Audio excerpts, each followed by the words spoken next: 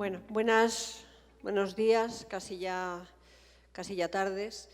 Esta última mesa no me voy a entretener mucho en presentaciones largas porque la jornada va con un poco de retraso. Está dedicada a un tema que, formulado tal como está, arte obsceno, resulta un poco sorprendente porque parece como el uso de la palabra obsceno parece implicar aquí casi ya un juicio moral, y unir esas dos palabras, arte y obscenidad, bueno, no deja de parecer un poco paradójico, pero ya iremos viendo cómo se puede entender esto desde distintos puntos de vista. Esta mesa es un poco mirada, en parte al menos va a ser un poco mirada atrás. El tema arte y censura es un tema multifocal y con una larga trayectoria histórica. Seguramente está bien esto porque por lo que se ve en el programa de las jornadas está muy centrado, lógicamente, sobre el presente, pero yo creo que es bueno también volver la vista atrás a un pasado más remoto, más cercano, y comprender que este fenómeno de la censura es un fenómeno de larguísima existencia.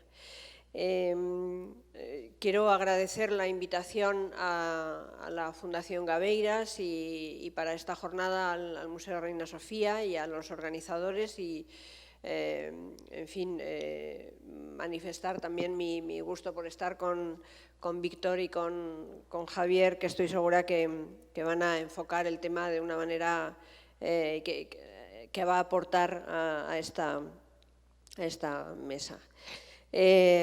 Bueno, entiendo como un gesto de deferencia también con el Museo Nacional de Escultura esta invitación, porque efectivamente sus colecciones son un exponente de una cultura artística que nace sobre un fondo de intolerancia religiosa, de autoritarismo político, de rearme confesional y por tanto, unas colecciones de un momento en las que el arte fue un instrumento de propaganda muy importante al servicio de una política de la imagen. En primer lugar, voy a dar la palabra a Javier Portús, que es jefe de conservación de pintura española hasta 1800 del Museo del Prado, doctor en Historia del Arte, y que, entre otros muchos temas, ha trabajado sobre un aspecto muy particular de las colecciones reales, que es la llamada sala reservada del Museo del Prado. Él ahora explicará lo que es, y que ha escrito distintos artículos en relación precisamente con este tema. Artículos como Indecencia, mortificación y modos de ver en la pintura del siglo de oro, Fray Hortensio Paravicino, la Academia de San Lucas, las pinturas lascivas y el arte de mirar, Las majas de Goya o el desnudo como género. Bueno, yo creo que es interesante esta intervención porque seguramente si hay un tema en torno al cual gira todo lo relacionado con, o en buena medida, la obscenidad y en buena parte la censura, es precisamente sobre el cuerpo humano y el desnudo, y por tanto lanzar una mirada hacia atrás sobre sobre manifestaciones de este asunto puede aportar mucho. Así que, Javier, cuando quieras. Muchas gracias, María. ¿Se me oye bien? Sí, muchas gracias, María, y muchas gracias también a la Fundación Gabeiras por convocarme a esta jornada en la que voy a hablar precisamente, como ha dicho María, sobre el desnudo y las salas reservadas, y voy a empezar situándonos en 1632. En ese año se publica un folleto. En ese año se publica un folleto que reúne más de 20 testimonios y opiniones de otros tantos catedráticos de las universidades de Salamanca y Alcalá acerca de las pinturas lascivas. Es un documento interesantísimo y sorprendentemente muy variado, y muy variado en las argumentaciones de estos catedráticos de Salamanca y Alcalá. Hay variación en lo que se refiere a la definición de lascivia en su relación con el arte. En general, aunque con excepciones, se pone el foco no tanto en los creadores de obras de arte y en esas obras de arte como en los receptores, en lo que es su exposición pública, y también hay divergencia en lo que se refiere a la relación entre desnudo e indecencia. Mientras algunos de los teólogos piensan que es una relación directa, cualquier desnudo es una pintura indecente, hay otros que matizan y aluden a la importancia del contexto. Hay otros que sostienen que un desnudo en una historia bíblica, y había algunas que las requerían, no tiene por qué ser indecente, mientras que un desnudo mitológico por naturaleza lo es. Habiendo divergencias, muchas en cuestiones de definición, no existe ninguna divergencia a la hora de calificar como pecado mortal la ejecución de pinturas o esculturas lascivas y también su exposición pública. Esto parece que es un documento aparentemente radical, pero en el fondo es un documento mucho menos radical de lo que aparentaba.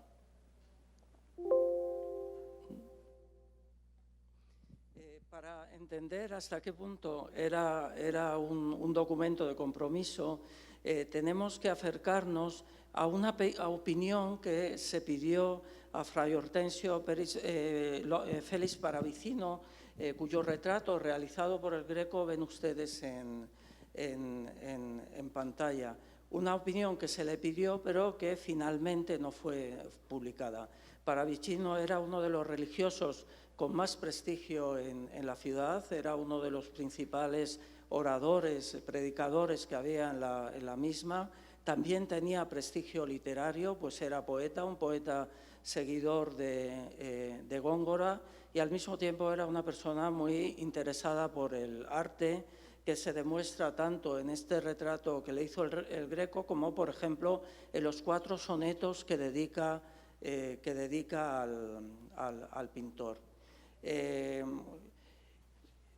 Un poco llevado precisamente por su experiencia como contemplador de obras de arte, en esa opinión que se le pide sobre la pintura lasciva y en general la pintura de desnudos, se muestra mucho más radical que cualquiera de los colaboradores en esa copia de pareceres, porque su experiencia le lleva a decir que cuanto más calidad artística tenga una obra, más eficacia persuasiva tiene, porque en esa época y en general existe una relación directa entre eficacia persuasiva y calidad artística.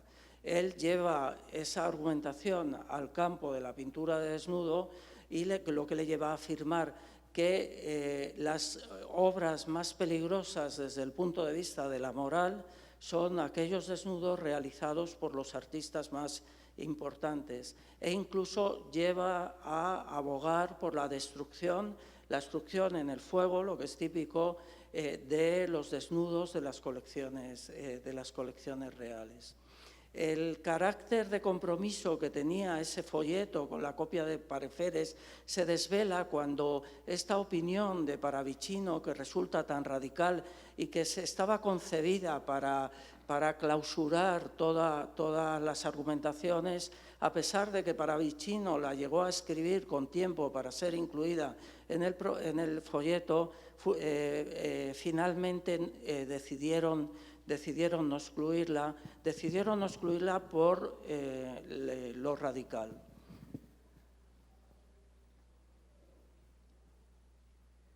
Y es que esa opinión chocaba con un hecho importantísimo, como era que en las colecciones reales y nobiliarias españolas, especialmente en las colecciones reales, se había reunido un conjunto de pintura de desnudos mayor al que existía en cualquier otra colección privada europea. Es una historia que empieza con Felipe II, a quien tienen ustedes en pantalla, que encargó a Tiziano una famosísima serie de pinturas mitológicas de carácter erótico, las llamadas poesías de Tiziano. En la colección de Felipe II, esas poesías de Tiziano convivían también con algunos de los desnudos con más prestigio en la historia de la pintura occidental, como varias obras de Correggio. Felipe II también fue dueño de obras que incluían desnudos, como Adán y Eva, que tienen en pantalla, y esta afición a la pintura mitológica y al desnudo en general de Felipe IV fue heredada por su nieto, fue heredada por su nieto Felipe IV, a quien ven ustedes retratado por Velázquez. Felipe IV no solo acrecentó la colección de pinturas de Tiziano de Felipe II, y de hecho nunca a lo largo de la historia tantas pinturas de Tiziano y tantas mitologías de Tiziano han sido reunidas por unas mismas manos, sino que acrecentó la colección de obras mitológicas y de desnudos de los palacios reales a través de pinturas de artistas contemporáneos a este rey, a Felipe IV, fundamentalmente Rubens, pero también varios de los más activos pintores italianos del momento, como Guido Reni o Furini.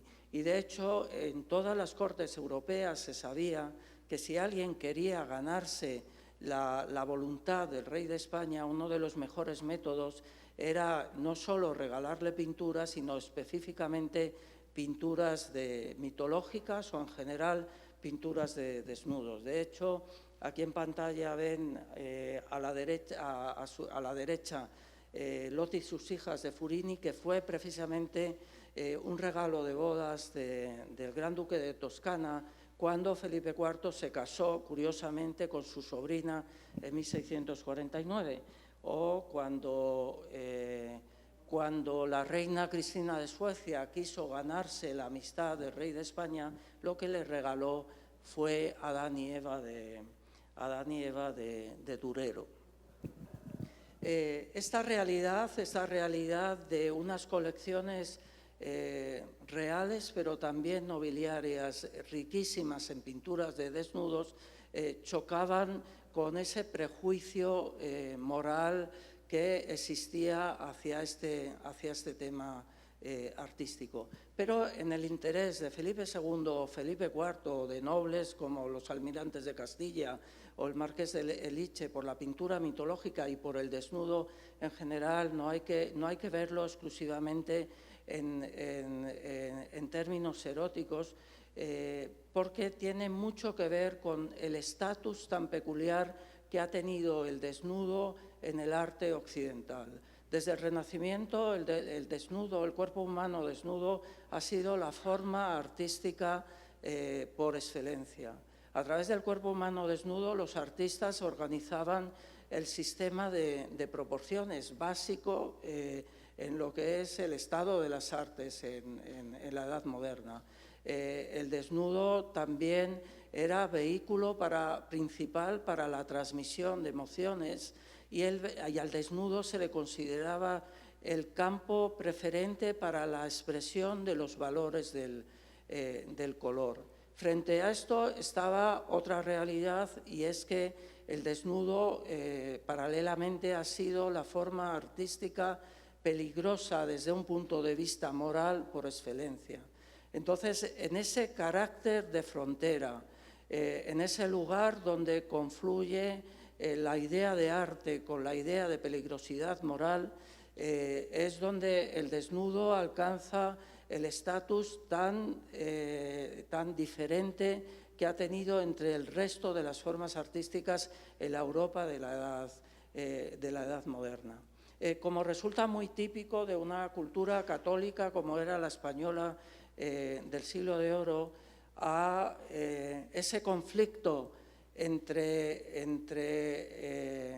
un hecho real como es que las grandes colecciones de los poderosos en España, empezando por el rey, eran riquísimas en pintura de desnudo y al mismo tiempo había una prevención moral contra estas obras. Para solucionar este conflicto nacieron las llamadas salas reservadas.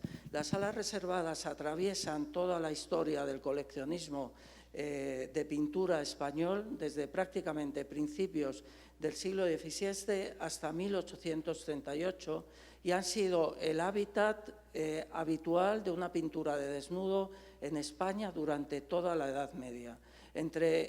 Durante esos algo más de dos siglos, es una historia, la de las salas reservadas, que se puede escribir sin solución de continuidad. En el caso de las colecciones reales, los desnudos han ido pasando de una sala reservada a otra con desigual fortuna. Voy a hacer aquí una relación muy breve de esa historia y esa fortuna tan desigual. La primera noticia de una reclusión de desnudos en la corte española data de 1617, cuando una fuente contemporánea nos dice que las poesías de Tiziano, al igual que alguna otra obra de este pintor, estaban secuestradas por Hernando de Espejo, que era el guardajoyas del rey, por deseo de ese rey, de Felipe III, para no herir su sensibilidad.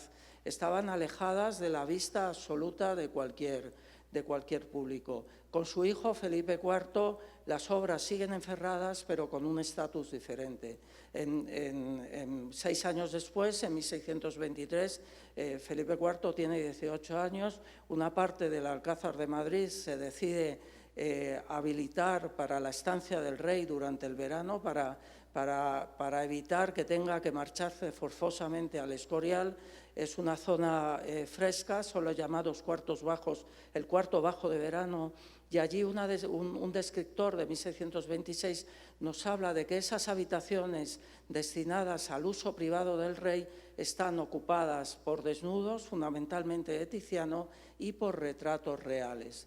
También un testigo de la época, nada menos que Casiano dal Pozzo, uno de los grandes intelectuales romanos del momento, nos dice que cuando la reina entra en esas estancias, esos desnudos se hacen cubrir. Ya Felipe IV incluye la pintura de desnudos en su propio espacio, aunque es un espacio íntimo, es un espacio privado. 6 años después, en 1636, vemos un paso más dentro de esa relación con la pintura de desnudo por parte del rey, y en un inventario del Alcázar, del Palacio Real, se cita lo que se llama la sala donde se retira su majestad después de comer. Y es una sala que está exclusivamente ocupada por cuadros de Tiziano, que tienen todos ellos un común denominador. Todos ellos incluyen desnudos. La mayor parte son pinturas mitológicas, pero también forma parte de esa sala, por ejemplo, Adán y Eva de Tiziano, que hemos visto en una imagen anterior. El rey Felipe IV reserva para su lugar más íntimo una selección de pintura de desnudo. Y de nuevo, no hay que verlo solo en términos de censura, sino también en términos de la especialísima relación que estableció Felipe IV con la pintura. De hecho, ha habido pocos reyes a lo largo de la historia europea que se puedan calificar como tan aficionados al arte de la pintura. Y a medida que el rey cumplía años, a medida que el rey aprendía a valorar cada vez más la pintura, quiso valorar también más esta parte de su colección, y en 1650 le dio un estatus semimuseográfico con las llamadas bóvedas de Tiziano, que estaban situadas en un extremo del palacio junto a un jardín, y allí reunió cerca de 40 pinturas de desnudos en las que predominaban las obras de Tiziano y allí el nombre de esas estancias, pero también otras obras venecianas y obras flamencas. Era un lugar para su solaz y para el recreo de personajes, se supone que masculinos de la corte, y de hecho no solo la adornaban pinturas, sino también vaciados de esculturas clásicas que había traído Velázquez de Roma. Es decir, en Felipe IV, quiero señalar que Felipe IV coincide exactamente desde un punto de vista cronológico con la publicación de esos pareceres en los que se cataloga como pecado mortal el pintar y exponer públicamente desnudos, pero paralelamente en Felipe IV hay un incremento de su interés por este tipo de obras y por darles algún tipo de juego dentro de la decoración de las partes privadas de su palacio. Con el cambio de dinastía hay también un cambio muy importante en la relación de los reyes con los desnudos.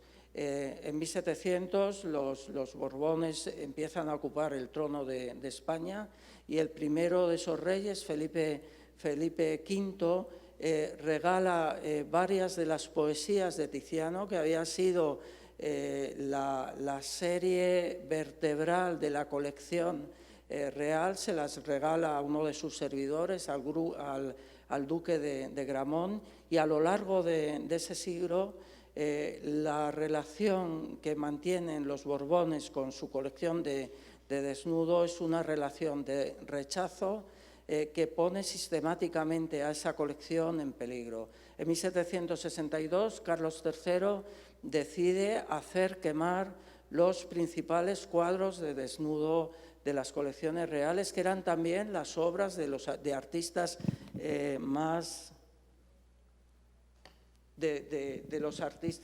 eran las mejores obras, por supuesto, de desnudo. Da instrucciones para que se destruyan.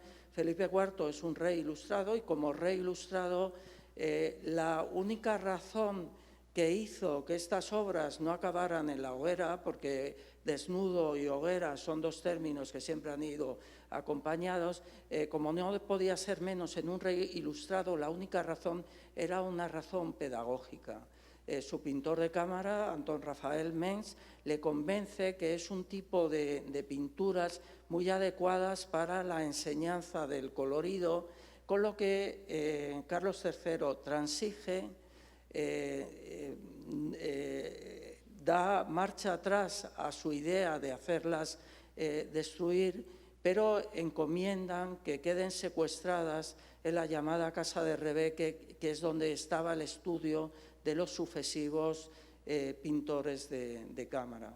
30 años después hay otro episodio de peligro desde la Academia de San Fernando, donde apenas estaban desarrollados los estudios de colorido. Se pide al hijo de Carlos III, Carlos IV, que envíe su colección de pintura de desnudo. Carlos IV lo hace en 2 tandas, pero este tipo de obras estaban ya tan inmersas en una dinámica de reclusión que en la Academia de San Fernando ni siquiera sirven para el estudio del colorido de los alumnos de Bellas Artes, sino que son de nuevo secuestradas en otra sala reservada con acceso muy difícil, donde permanecen hasta 1828. En 1828, hacía 9 años que se había fundado el Museo del Prado. En ese tiempo, Eusebi, que es el conserje del Museo del Prado, recuerda que en la Academia de San Fernando hay una sala llena de obras maestras de carácter mitológico, de carácter religioso, pero que incluía desnudos, y la reclama para el Museo del Prado.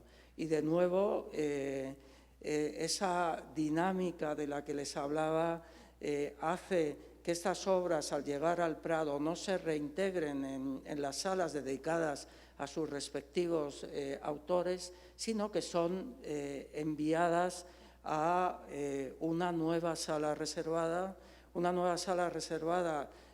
cuyo régimen de visita era distinto al resto del museo, que solo podía ser visitado en días especiales y bajo permiso especial, y que pervive hasta 1838, cuando ya era un anacronismo.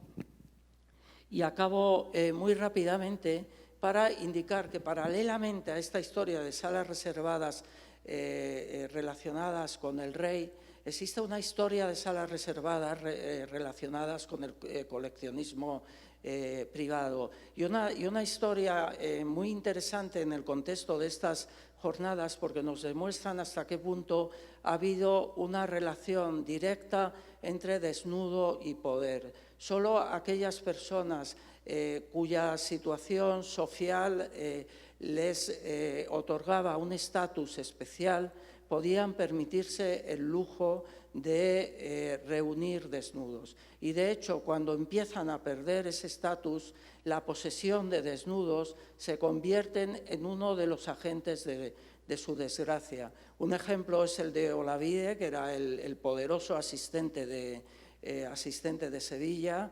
que una vez que se ganó la enemistad de la aristocracia local, se vio envuelto en un proceso inquisitorial. Una de las partes fundamentales que utiliza la Inquisición para avanzar en ese proceso tiene que ver con que se acusaba a Olavide de posesión no solo de libros prohibidos, sino también de pinturas deshonestas.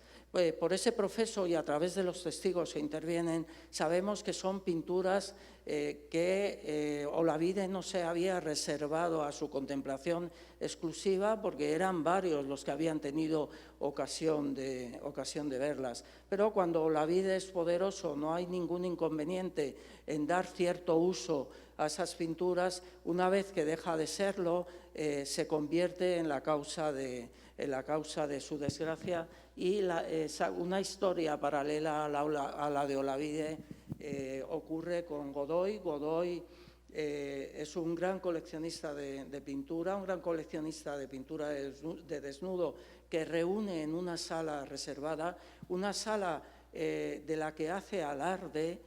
Para Godoy, la posesión de una sala reservada es una manera también de demostrar su estatus al margen que tiene en relación con la corte.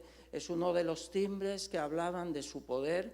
Es una sala para la que Goya pintan sus dos versiones de la Maja. Es una sala a la que también pertenece la Venus del espejo de Velázquez. Y cuando Godoy empieza a estar en entredicho, esa posesión de la sala, que había sido para él antes una manera de mostrar un instrumento de poder, empieza a convertirse en un peligro, hasta que Godoy y estas pinturas acaban siendo secuestradas por la Inquisición. Con lo que en todo este recorrido nos habla, por un lado, hasta qué punto ha habido una relación entre desnudo y poder, hasta qué punto el tema de la indecencia en relación con el desnudo en muchos casos ha estado vinculado no tanto a la ejecución de estas obras como al momento en que estas obras pasan al público. Y es una historia que también nos muestra hasta qué punto el desnudo ha sido un tema en el que han confluido de una manera tan intensa la idea misma del arte con la idea de peligro moral asociado al arte.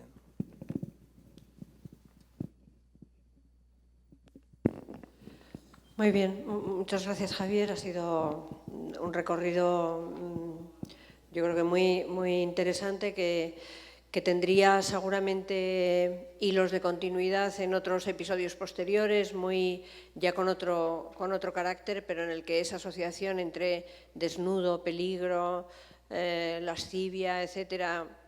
Pienso en ejemplos como el de la Olimpia de Manet, que fue también un gran escándalo, pero ahí precisamente porque era una contraheroína muy distinta de esas figuras de las colecciones reales, de esos desnudos de las colecciones reales, o pienso también en procesos un poco posteriores, pero vinculados en esa misma línea a lo largo del tiempo, como los procesos contra, por ejemplo, un pintor como Egon Schiele, que fue encarcelado justamente por consideración bueno, por una historia privada, pero también muy en relación con el carácter de sus desnudos.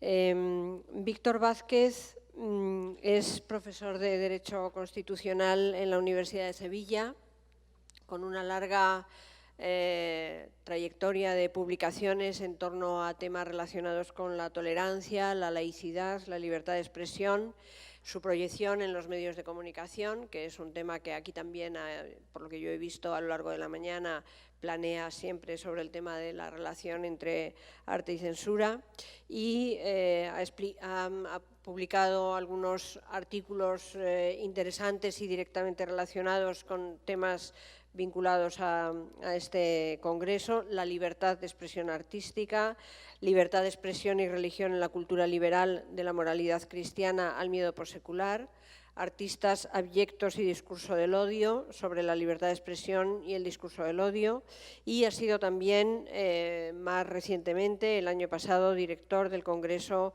Irreverencias, censuras, autocensuras y persecuciones. Cuando quieras, Víctor, muchas gracias.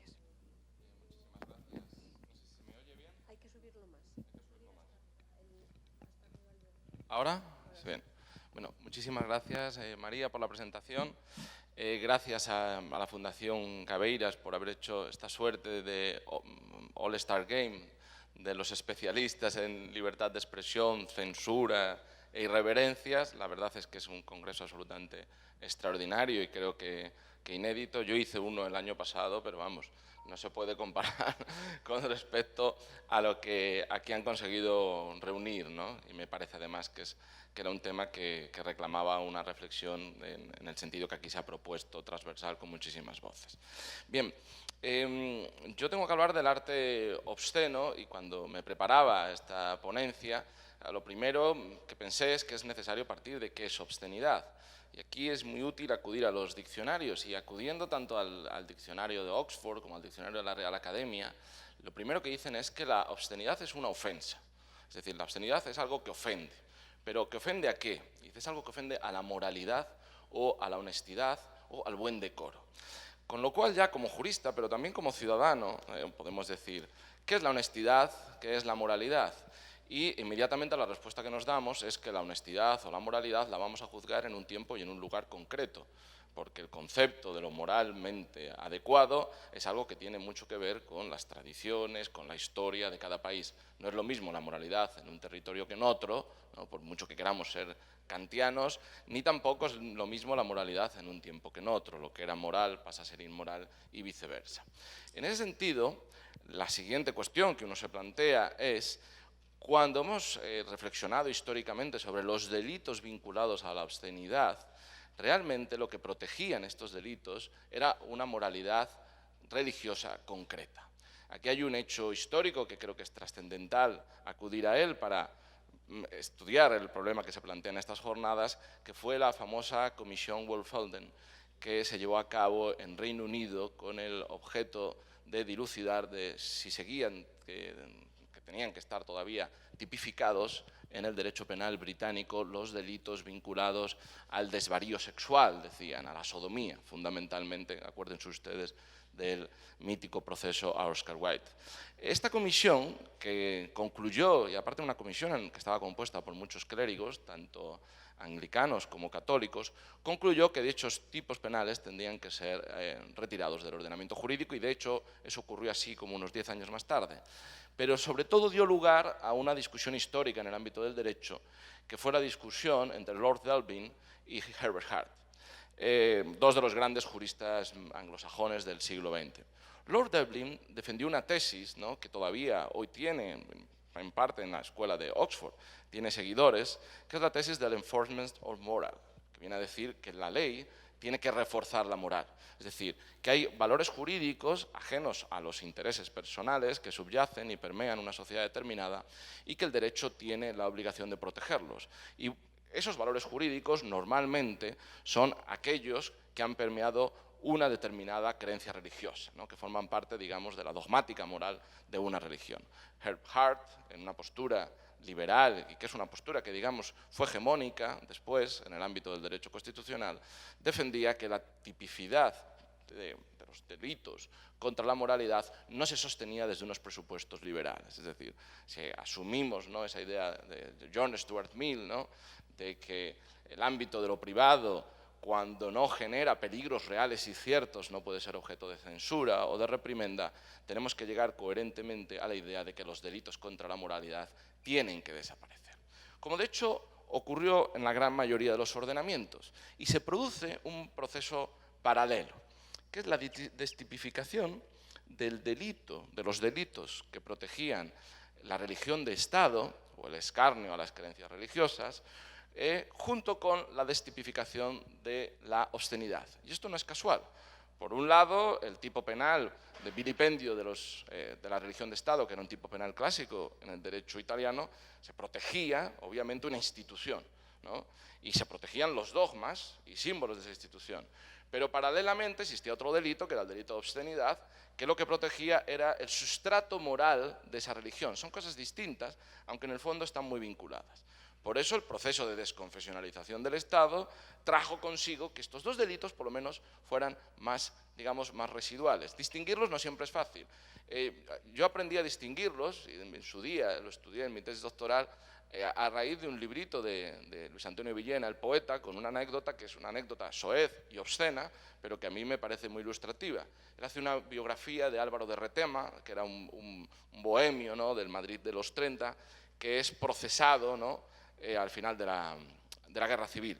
Y entonces a él se le acusa, Villena tuvo acceso al sumario, se le acusa directamente por parte del juez de presumir de haber bebido semen en cálices consagrados, con lo cual entendía el juez que eso era una conducta constitutiva del tipo penal de sacrilegio, ¿no? Y entonces Álvaro de Retama dice, no, señor, usted se equivoca, porque yo el semen siempre lo he bebido directamente. Entonces ocurrió que el proceso penal giró hacia la idea de obscenidad, es decir, obscenidad, obviamente, porque era un atentado contra la moralidad cristiana, pero no contra la religión, los símbolos de la religión en sí mismo. Por lo tanto, es difícil desvincular obscenidad de sacrilegio o obscenidad de blasfemia. Pero esa dificultad, cuando estos tipos empiezan a desactivarse y aparecen figuras penales afines a los tipos clásicos de protección de la religión de Estado o delitos, ¿no?, contra la obscenidad, empieza a ser más fácil. ¿Por qué? Porque los delitos contra la religión de Estado han tornado en delitos, ahora en tipos penales, que protegen, y que generalmente se aplican contra los artistas, que protegen los sentimientos religiosos o la paz social. El 525 del Código Penal español sería un ejemplo, ¿no?, que tipifica aquellas expresiones o conductas que tengan la intención de atentar contra los sentimientos religiosos. Un tipo penal que aquí hago una cuña, se ha discutido antes con respecto a la procesión del coño insumiso, desde mi punto de vista es profundamente inconstitucional. Decían que qué tendría que hacer la abogacía del Estado. Yo lo que creo es que un juez que tiene que aplicar el 505 tiene que plantear la cuestión de constitucionalidad al Tribunal Constitucional para que el Tribunal Constitucional explique si los sentimientos religiosos pueden ser un valor jurídico susceptible de tutela penal, porque es algo muy discutible, ¿no? El Código Penal puede proteger contra la discriminación religiosa, digamos, o contra el discurso, ¿no?, que pretende generar un peligro real y cierto en determinados colectivos, pero los sentimientos en sí mismos, como valor jurídico que sea merecedor del reproche, del castigo del Estado, desde mi punto de vista es muy difícil de sostener. Me imagino que tarde o temprano el Tribunal Constitucional tendrá oportunidad de pronunciarse sobre esto. Bien, si el delito de atentado contra la religión cristiana o de sacrilegio ha virado hacia la tutela de los sentimientos religiosos, claro, ahora la tutela frente a la obscenidad ya no tiene que ver con la defensa, ¿no?, de una moralidad religiosa subyacente, sino que se entiende que hay que defenderse de la obscenidad porque la obscenidad, la exposición a lo obsceno, nos puede hacer daño. os puede hacer daño psicológico, ¿no? Y aquí la idea de obscenidad, los juristas, no conseguimos distinguirla del todo de la pornografía. Yo estos días he estado leyendo mucha literatura jurídica norteamericana y es una conclusión muy reiterada, es decir, el debate sobre la prohibición del contenido obsceno no acaba de deslindarse del todo del debate clásico, y que sobre todo muy espoleado por el feminismo en Estados Unidos, del debate contra la pornografía. La pornografía hace mal, en primer lugar, porque cosifica a las mujeres, porque da una imagen de las mujeres como objetos al servicio de, ¿no? Ese sería un argumento. Y por otro lado, la pornografía puede generar importantes daños psicológicos, produce una turbación y además no educa, sino que en buena medida podría, sobre todo en determinadas edades, dar lugar a una comprensión desviada de las relaciones personales y sexuales. Son dos debates que están en ese sentido muy vinculados, muy ligados, ¿no?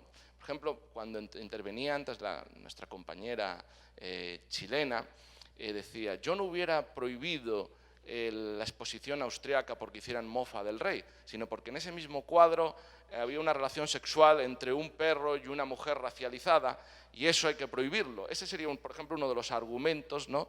La censura contra la obscenidad. Todos entenderíamos, podremos entender subsumible esa escena dentro de un concepto de obscenidad, ofensivo y explícitamente sexual, y por lo tanto el ordenamiento jurídico tendría que reaccionar porque produce, ¿no? Una estigmatización, ¿no? de las mujeres y de un determinado colectivo de mujeres que serían las mujeres racializadas. El debate ha virado hacia ahí. Ahora bien, yo no voy a hablar de pornografía, sino de otra cosa distinta, que es el arte obsceno. Y aquí introducimos ya una variante, ¿no? del debate general sobre la obscenidad o de la pornografía, que es aquel arte que entendemos que puede considerarse como obsceno, y esto ya es mucho más complejo y desde luego la falibilidad de mis palabras va a ser mucho mayor a partir de ahora, pero en cualquier caso estoy aquí para hablar. El arte obsceno, claro. El problema del arte obsceno es un problema que se planteó por primera vez, creo, en la jurisprudencia norteamericana en la década de los 70. Una jurisprudencia que asume algo que creo que es un buen punto de partida, y es que el artista puede usar la obscenidad con una finalidad puramente creativa, con una finalidad artística, para provocar la emoción artística. Es decir, una cosa es la obscenidad en sí misma, propia de la pornografía, el uso explícito de imágenes sexuales, aunque pueden ser no sexuales, ¿no? La defecación entenderíamos todos que es una obscenidad, que es algo obsceno, ¿no? El uso explícito, también el mundo escatológico en general, ¿no? Pero el uso explícito de escenas sexuales con el objetivo de provocar una turbación en el espectador. No, si la finalidad es en sí misma esa, estaríamos en el ámbito puramente pornográfico. Si se usan estas imágenes, si se usa esta recreación de la relación carnal o sexual con el objetivo de contribuir a una determinada finalidad artística, ya creo que nos movemos en otro ámbito. Hay un director de cine español que hace poco ha tenido una retrospectiva de su obra en el MoMA de Nueva York, que es Gonzalo García Pelayo, al cual se ha recuperado su obra hace poco, y él en todas sus películas introduce escenas cuasi pornográficas. De hecho, ahora está rodando una película, va a empezar a rodar una película en Argentina, y le pedí el guión, y es exactamente lo mismo. En mitad de la película hay una escena sexual brutal, pero obviamente forma parte de una narración. Él cree que con esa escena produce algo en el espectador. Su finalidad, en último término, es la finalidad de cualquier otro cineasta, ¿no?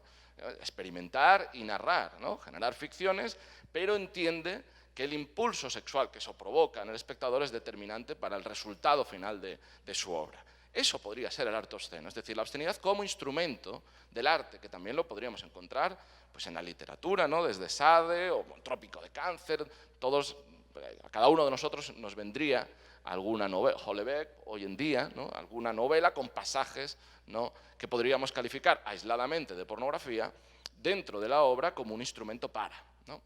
Claro, aquí la Corte Suprema norteamericana elabora un test porque es consciente de que esto existe, que la pornografía o la obscenidad, lo libidinoso, de manera muy explícita, puede formar parte, ¿no? de determinados universos artísticos.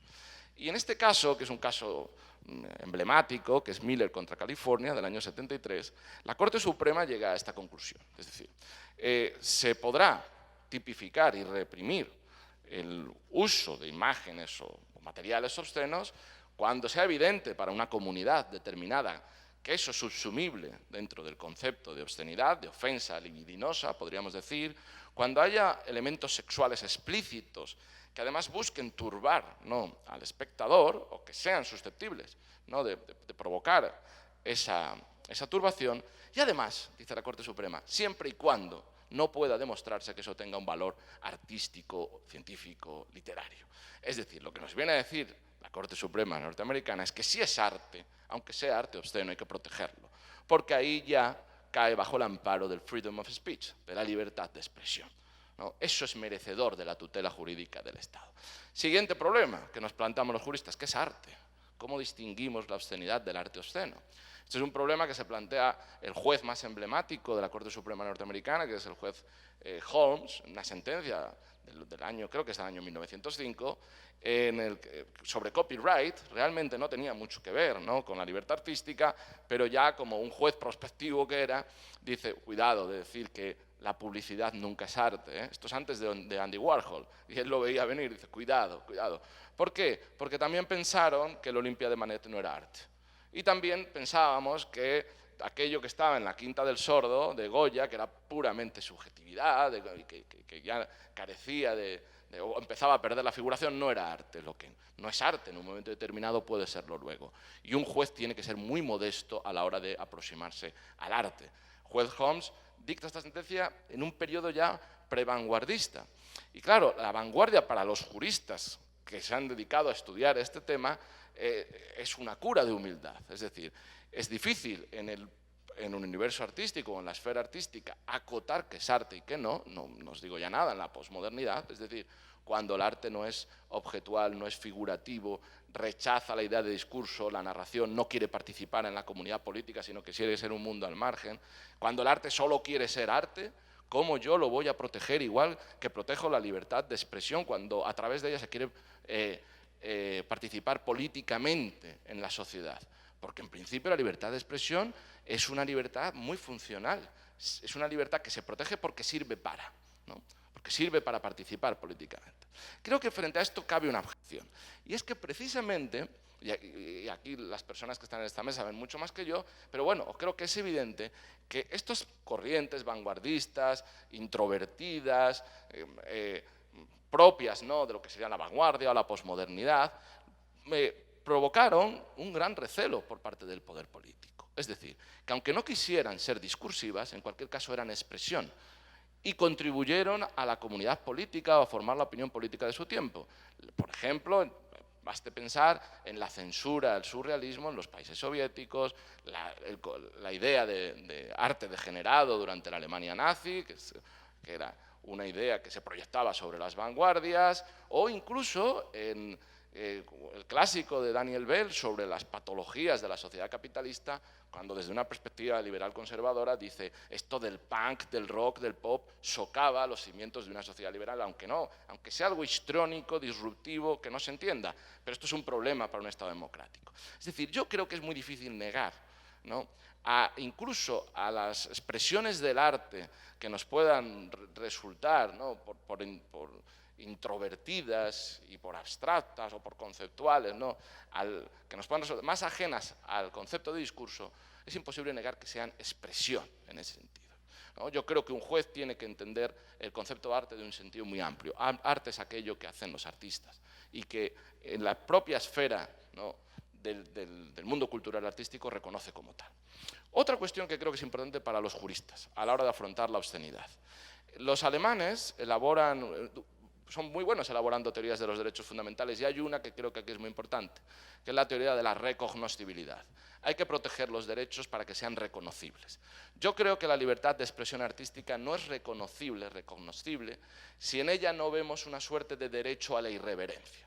Es decir, lo que la libertad artística es hoy jurídicamente y tal y como la comprendemos, no es algo que hayan hecho los jueces, es algo que han acuñado los artistas, ¿no?, a través del ejercicio de su libertad, de una libertad prejurídica, digamos. Y creo que, si tomamos en consideración el siglo XX, el artista ha sido, en nuestras sociedades, una suerte de profanador natural del tabú. Es decir, ha tenido una función emancipadora en el universo moral, que es creo que incomparable con cualquier otro estrato social o con cualquier otro tipo de ciudadanos. El artista ha jugado siempre, como decía antes Pedro G., en esos límites, ha tanteado la censura. Entonces, tomando en consideración que el arte normalmente se mueve en el mundo de lo figurativo y que además el concepto de irreverencia forma parte de la propia imagen del derecho, desde mi punto de vista el tratamiento del arte obsceno tiene que ser un tratamiento muy deferente hacia la garantía máxima de esta libertad, ¿no? Obviamente podemos encontrar límites, como ocurre siempre con la libertad de expresión, cuando el ejercicio de la libertad de expresión, el ejercicio artístico obsceno, puede generar un daño constatable o un peligro real y cierto. Pero la idea de daño en el ámbito de la figuración es muy difícil. Otra cosa es, por ejemplo, el artista, que no me viera el nombre a la cabeza, neoyorquino, que atraca un banco, se hace rodar para introducir el atraco al banco en su propia película. Y luego su entrada en la cárcel forma parte del guión. Todo esto es real. Él mismo es consciente de que no puede eximirse de responsabilidad jurídica por lo que ha hecho, que entiende que esa ilicitud forma parte de su obra artística. Pero ahí hay un peligro real y cierto, hay un elemento tangible, ¿no? La obra en un museo, ¿no? El daño psicológico, una película que pueda producir, ¿no?, a ciertas personas, creo que no es merecedor, que no se podría justificar una reprobación por parte del derecho. Ahora bien, ya para terminar, yo he enfocado hasta ahora mi exposición desde la idea del Estado soberano, entendido el Estado soberano como el ente que a través de la voluntad general decide cuáles son los límites de la voluntad particular. Entonces yo creo que el Estado no tiene muchos títulos para prohibir la libertad artística. ¿Tengo que parar? Ah. Venga, un segundo, un segundo. No, el Estado soberano, es decir, el Estado, desde la perspectiva de los límites a la libertad artística y a las expresiones obscenas del arte, creo que hay muy poco fundamento para restringirlas en un contexto liberal o en una cultura liberal, ¿no?, como es propia de nuestra Constitución. Ahora bien, el problema es el Estado patrón, no el Estado soberano, el Estado que financia las artes. Porque si bien el Estado puede permitirlo todo, el Estado no puede subvencionarlo todo. En el acto de financiar, y la libertad artística es una libertad bastante subvencionada, ahí hay una diferenciación necesaria, porque si tú tienes 10, tienes que redistribuir. La financiación a las artes es un bien escaso, y aquí se podría plantear, ¿no?, y podría el Estado no financiar el arte obsceno. Lo permitimos, pero no lo financiamos, porque no vamos a financiar algo que sea contrario a la moral de muchos de los contribuyentes. Y yo creo que aquí, para terminar, cabría hacer una distinción. Si lo que se financia es la creatividad, si nosotros damos una beca a un pintor para que se vaya a París, una beca estatal, en esa beca no se puede introducir como condicionante el que no haga nada obsceno con sus obras, porque eso sería una censura previa. Y eso sería una manera de introducir una condición inconstitucional, ¿no?, en la subvención a la libertad de expresión. Ahora bien, si lo que el Estado se plantea es la financiación de obras ya hechas, obviamente aquí el Estado puede discriminar y puede decidir subvencionar lo obsceno, lo no obsceno, porque al fin y al cabo el Estado, siempre cuando actúa como patrón, diferencia, toma prioridades en función, obviamente, de la línea ideológica del gobierno que en ese momento se encuentre. Bien, en cualquier caso, con el Estado patrón voy a terminar, que me están amonestando, y quedo a su disposición. Muchas gracias por haberme escuchado. Hasta luego. Bueno, muchas gracias. Vamos a dar entrada al público por si quiere intervenir, hacer alguna pregunta a alguno de los dos ponentes, hacer alguna consideración.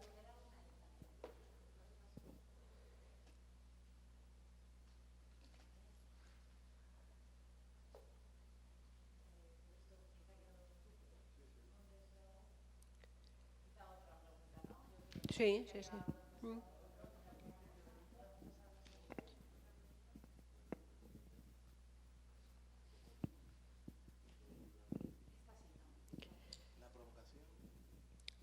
La provocación puede ser una aspiración del arte. ¿Hasta qué punto? ¿Tiene límites?